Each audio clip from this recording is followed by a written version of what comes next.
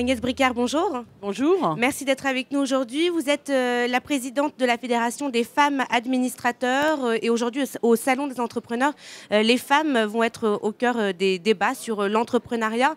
Est-ce que vous pouvez tout d'abord nous décrire quels sont les membres qui font partie de votre association? Alors c'est une fédération qui regroupe des associations et dans ces associations, on a aussi bien du monde libéral, que ce soit des avocats, des experts comptables que j'ai créés il y a encore 3 ans. J'ai eu l'idée de créer justement ces femmes experts comptables administrateurs, des femmes huissières, des femmes juristes d'entreprise, mais ce n'était pas suffisant, il fallait des profils diversifiés pour donner du sens à ce qu'on souhaitait quand les femmes rentrent dans les conseils d'administration, de la performance. Donc nous ont rejoint les femmes ingénieurs, puis les femmes chefs d'entreprise, il y a une grande association, Eva Escandon, la présidente, est d'ailleurs là aujourd'hui, puis les femmes commerce de France, et avec Agnès Chevaux, Aline Aubertin pour les femmes ingénieures, et enfin, il y a 2 lois, il faut se rappeler, parce qu'aujourd'hui, on parle toujours de la loi Copé-Zimmermann, mais il y a la loi Sauvadet pour le monde public, et il y a 1200 établissements publics nationaux qui sont concernés, comme nous, par 40% des femmes. Et là, on a donc, il faut le savoir, l'association des femmes ENAR qui s'appelle Administration Moderne. Et est-ce qu'il y a d'autres secteurs qui vous intéressent encore? Alors aujourd'hui, ce qu'on fait, c'est de se dire, on se stabilise et on présente, comme on l'a fait, des CV. Alors, qu'est-ce que ça veut dire avoir des CV? Ça veut dire quand on entend un message assez classique, mais où sont les femmes compétentes?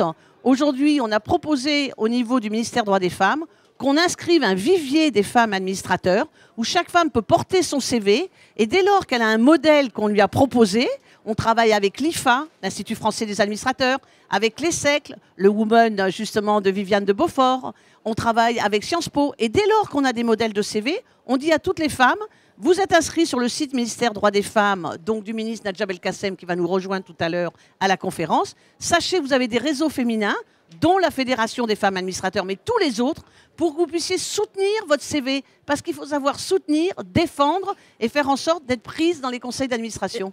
À quel besoin finalement est venue répondre la création de cette fédération?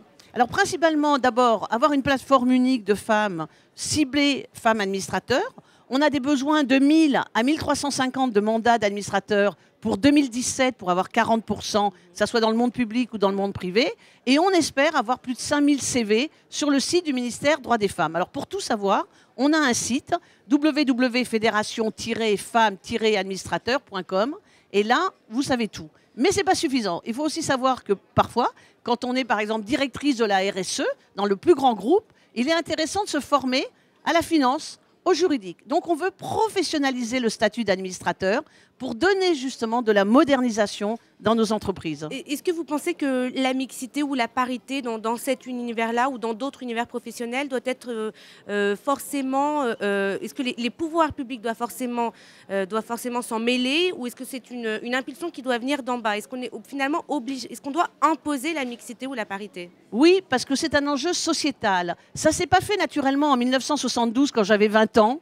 Parce qu'on nous disait, on ne peut pas avoir de quotas. Et aujourd'hui, 30 ans après, les mêmes femmes qui nous disaient, on ne peut pas avoir de quotas, c'est discriminant, s'aperçoivent que rien n'a changé. Et dès lors qu'on a mis des quotas, on a mis une loi, alors on a un enjeu sociétal. Et oui, ça vient bien de ce qu'on appelle des changements, des mutations par justement les pouvoirs publics. Et ensuite, on s'organise. Et d'où la Fédération des femmes administrateurs qui s'est organisée pour que justement le plus de femmes possible puissent répondre à ces positions de statut d'administrateur.